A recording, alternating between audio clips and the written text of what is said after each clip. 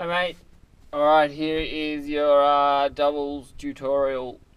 I'll start with pedal settings and how I set it up to get the optimum rebound and bounce and stuff. Now I know you and I have very different pedal settings.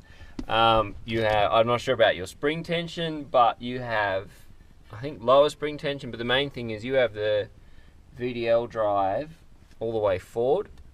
And over the years, I've moved mine from the middle area, like, to all the way back. So it's super sensitive. Harder to control, obviously, when it's there, but you get the highest return as far as efficiency from movement, from your foot moving to the pedal moving. It's obviously the highest efficient setting. So when I started with this, basically it was a double stroke roll. I did do another video on this, but it's just like a double stroke roll on your hands. So one down movement and then controlling the rebound. So, you know, usual thing. So one down movement like a normal stroke and then controlling the rebound as it comes back.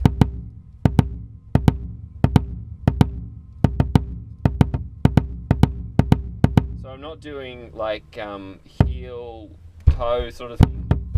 I can't even do that. I don't know how people do that, like they stomp with their heel and then their toe.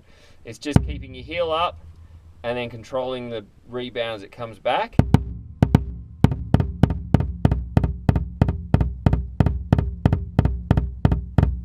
And over the years, as I've just sort of got used to it, I remember a Thomas Lang video saying where you accent the secondary stroke more than the first stroke. I kind of do that as well. It's just sort of evolved. So what I started with was just obviously really slow.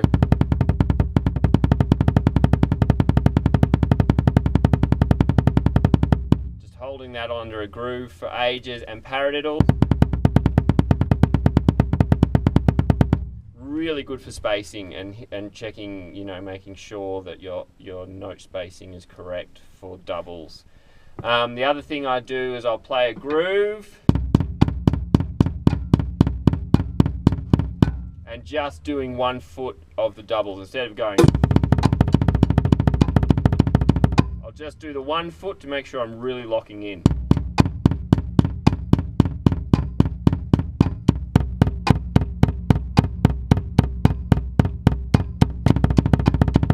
Yep. Now if you're not getting enough power and stuff, you can do the slide technique, same as kind of push-pull. You move your hand back to get the secondary stroke, you push your foot forward to get the secondary stroke.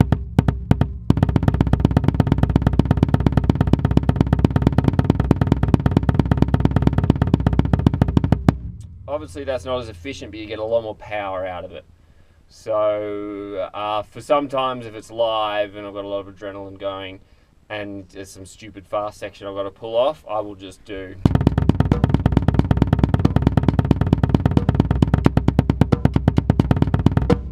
But most of the time I try and keep it controlled and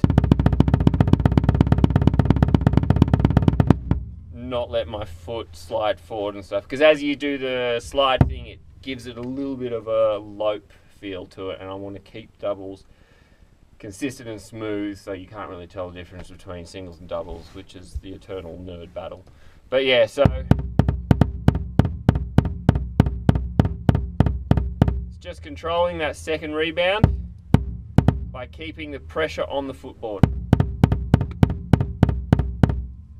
Again, it obviously helps if you have a tight bass drum head, because the rebound is actually usable. Same as this. Basically you're treating this as a snare drum. Same sort of deal, you're just trying to get some nice rebound off the head. I mean, it's still usable as a microphone, like with a mic setup, but for all the stuff we're doing, it's triggering and stuff, it doesn't really matter, so yeah, so that's basically it. Paradiddles, and then doubles, just splitting it. I have like just 10-12 minute exercises where I'll just do a few minutes of left, a few minutes of right, and the rest of the time together, and just holding grooves, and just practice beat displacement and, you know, odd timing and stuff over top of it, just to keep it interesting.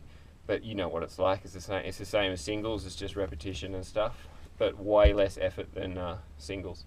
So anyway, I hope that helps. Any questions, just send them over. Bye bye.